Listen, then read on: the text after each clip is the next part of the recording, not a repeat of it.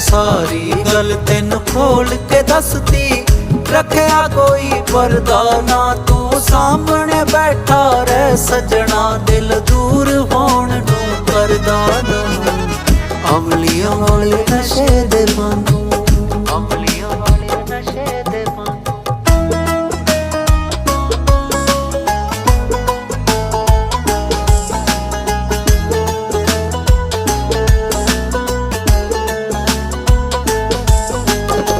लोकी मारन ताने मेरे, सानू नहीं परवाह कोई, हुण तां मौत भी आ जाए भावें